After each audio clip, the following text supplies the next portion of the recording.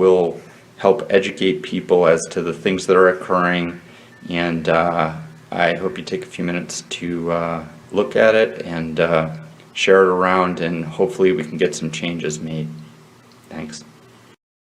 To begin, the courts have large financial incentives to have unequal custody scenarios. So an unequal custody scenario is immediately going to create more conflict, pressure for fighting for the majority of custody, temptation to alienate the children, and a justified mistrust of the family courts. Phase 2 is advantage alienator. Alienators have a lot of advantages in the court system, and the courts actually favor the alienator. I'm not going to go into a lot of length at this point to discuss the personality types of an alienator, but generally, they're charming people that play the victim well, and they're willing to put a lot of money into the lawyers to win a court case. The second part, which is a little bit more obscure, is the alienator is actually favored by the kids. This is how this happens. Children do not want to be in marital conflict. And anytime that they feel that they're in the middle of conflict, they are going to be stressed and are going to do whatever they can to get out of that scenario. They care about both parents, they want to be in the lives of both parents, and they don't want to be put in the middle.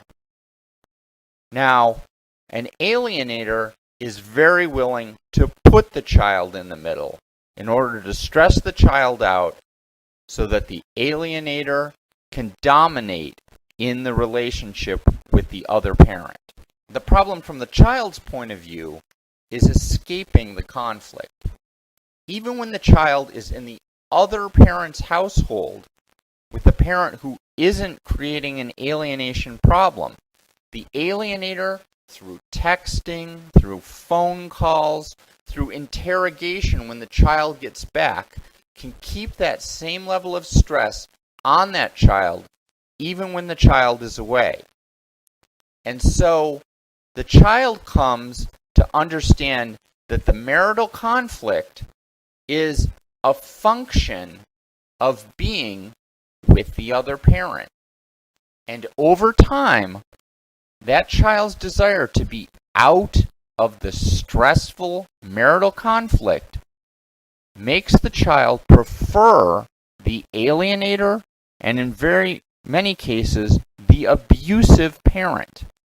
And as a direct result of that, because the way the system is set up, the alienator will get additional custody and additional funding for being able to increase the child's desire to be with the alienator.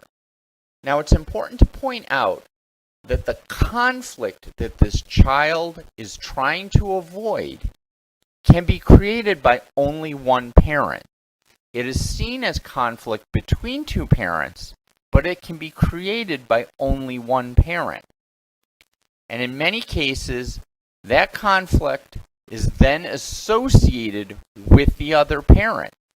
And with very little coaching, the child can then vocalize that the other parent is the problem, because the child has come to see that feeling horrible about this marital conflict is only relieved when the child is with the alienator.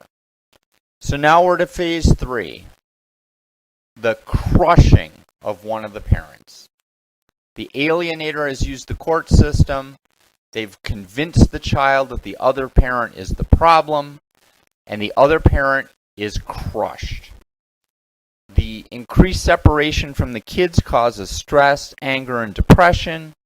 The child support demands that are currently on the parent are unrealistic and drive the parent into poverty in many cases. The winning parent is permitted to continually use the legal system to pummel the losing parent in court. And losing parents who don't simply go along with this entire process are deemed uncooperative by child support and the court system in general.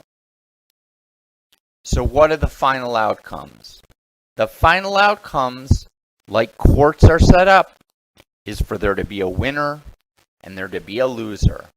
And in many cases within the divorce court system, the outcome is the complete elimination of a parent in the child's life. Parents that are driven so low into poverty or depression that they no longer can maintain a household suitable to even parent. Parents incapable of escaping the mounting child support debt.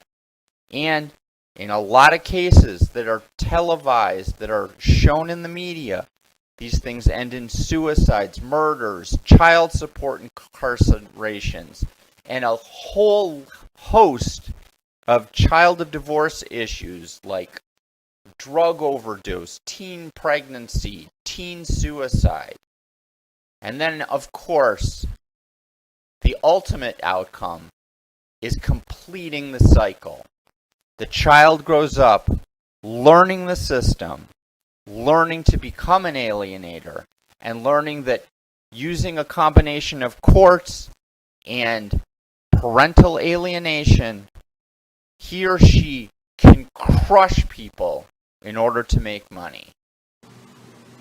Now again, because the problems we're looking at here are so complex, it's going to take a while for this all to get fixed.